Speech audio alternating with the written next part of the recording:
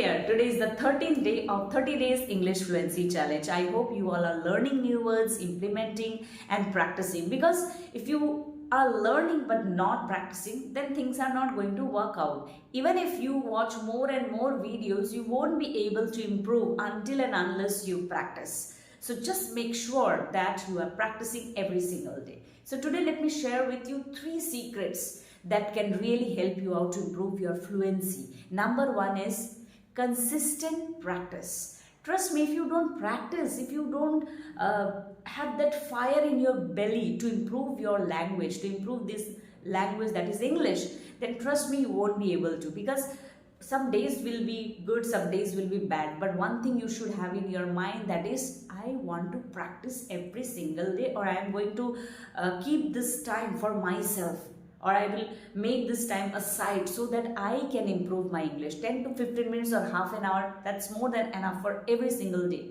to improve this particular language, right? So please do this and practice every single day. So let me share with you these 3 steps. Number 1 is consistent practice, which I have shared just now. Number 2 is consumption of media. Now, what is the meaning of consumption of media? I'm not telling you that you watch Instagram posts or YouTube videos which are unnecessarily, will be burden on you, or they are not going to give value to you, right?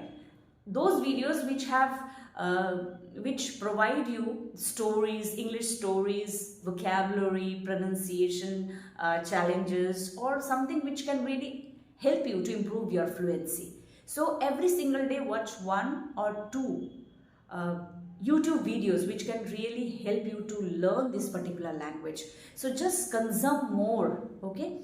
More in the sense that does not mean that every day you will watch 10 to 15 videos. 1 or 2, they are more than enough, right? And number 3 is, whatever you do in your life, if you don't practice, things will not be in the particular place. For that, learning English and then practicing in a community will literally help you out. If you have any friend or family members who can literally help you out or can give you time to practice this particular language, trust me, you will improve a lot. Because sometimes we feel alone, okay, like that how to practice. I'm not saying that alone you cannot practice. You can practice alone, but still sometimes once in a month or once in a week or once in a while, if you talk with your friends and then share, you will gain the confidence. You can even record your video and watch how you are speaking. Your fluency level you can just check, right? So these 3 secrets, please keep this in mind and work. Okay, you will see that you are improving. So with this, let me start the next step, that is get into a continuous education program.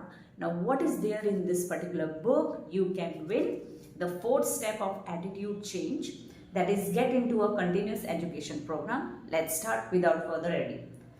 Let's get some myths about out of the way. It is a general belief, that means a kind of feeling that is something is true, okay, a belief that we get educated in school and colleges. We all know that that we literally get educated in colleges, right? We have this kind of perception, but it has been like, it is changing nowadays. We get informations in school and colleges, that is true, and literally the new things which after learning, which you can practice practically is after school. After school, whatever you learn in school, after school, ask yourself that, are you doing the same thing in your life right now? So here in this 4th step, things are going to get cleared, okay? During my seminars in many different countries, there is a question I ask my audience all the time. Do we really get educated in schools and colleges? Ask this question to yourself also, right? Generally, there is a consensus. Now, what is the meaning of this word? Consensus, okay? So try to check the pronunciation as well. If you feel that Bina is not pronouncing it properly, it's your responsibility to check, Google it and check the pronunciation.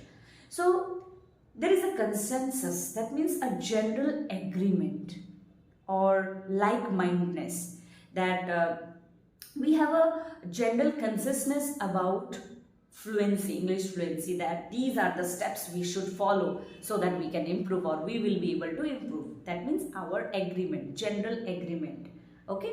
Or we have the same view about this matter. That some people do some people do, but most don't.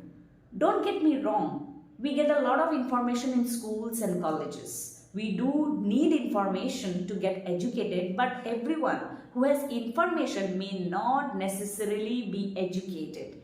Example, a PhD may have a lot of information in his area. They may or may not be educated. So it does not mean that you have so many, like you have gathered all the knowledge, information, and means we have, like, we are brimming with knowledge, right? We get information every time. But ask yourself that, are you applying those knowledge, information in your life?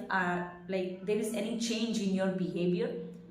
You learn so many things in colleges or in schools, but are you applying in your real life? Is your behavior is literally helping or demotivating someone? Have you ever asked this question to yourself? If you are helping someone, if you are literally adding value to the society, that means you have earned that particular knowledge in your life, okay? You have that moral values in your life. And if your behavior is literally damaging someone's life or hurting someone, that means you have information, but you are not morally full. That means you don't have that particular moral knowledge. So ask yourself these questions. It is important that when you